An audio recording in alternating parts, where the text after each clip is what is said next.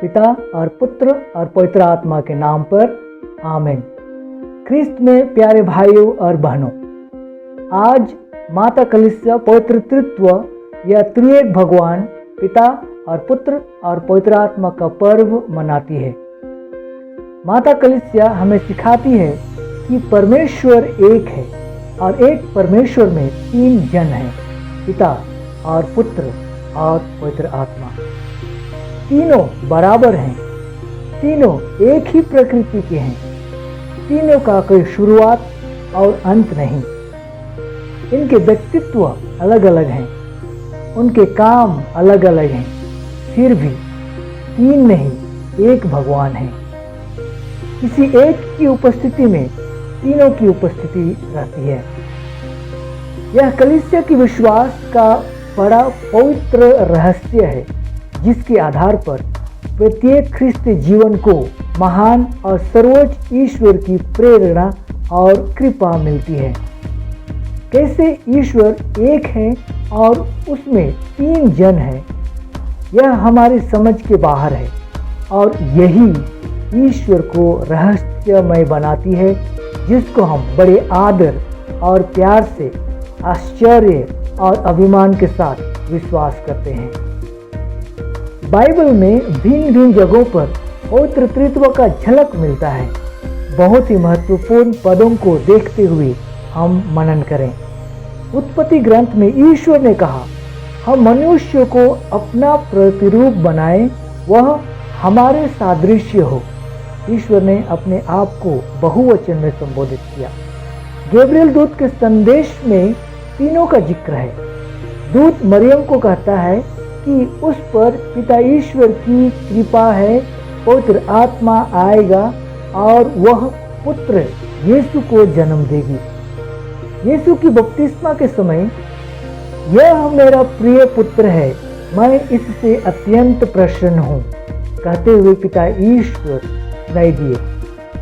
पवित्र आत्मा उतरे और यीशु बपतिस्मा ग्रहण किए।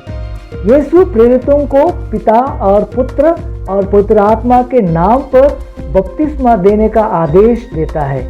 यीशु कहता है, पिता और मैं एक हैं, जिसने मुझे देखा पिता को देखा।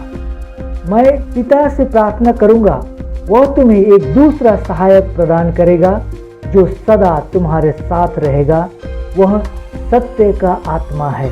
संत पौलुस कुरिन्थ के विश्वासियों को आशीष देते हुए कहते हैं, प्रभु ईसा मसीह का अनुग्रह, ईश्वर का प्रेम तथा पवित्र आत्मा की सहभागिता आप सबों को प्राप्त हो। इन सभी वचनों में एक ईश्वर में तीन जन, पिता और पुत्र और पवित्र आत्मा के होने का संकेत मिलता है। अगर हम संक्षेप में कहें तो पवित्र तृत्व को तीन तरह से जानते हैं: उनका नाम, उनका काम और उनका संबंध। पिता ईश्वर सृष्टि करता है, जिसने सब कुछ बनाया। पुत्र ईश्वर यीशु तारणहारा या मुक्तिदाता है, जो हमें बचाता है। पवित्र आत्मा नवीनीकरण और शुद्धिकरण द्वारा पवित्र करता है। उनके बीच का संबंध प्रेम का संबंध है, जो जितना से जितना गहरा और एकता हो सके उतना है। उसका माप सर्वोच्च है। यही ईश्वरीय प्रेम और एकता हम सबों को प्रेरणा देता है। अगर हम ईश्वर पर विश्वास करते हैं तो हमें भी जिस प्रकार ईश्वर प्रेम है, उसी प्रकार प्रेमी बनकर एक साथ मिलकर रहना है। तब हम ईश्वरीय जीवन को अपने जीवन में अनुभव करेंगे, क्योंकि यही उसकी इच्छा है। प्रिय भाई और बहनों, हम पिता और पुत्र और पवित्र आत्मा के नाम पर प्रार्थना, कार्य, विचार अर्थात सब कुछ करना ना भूलें।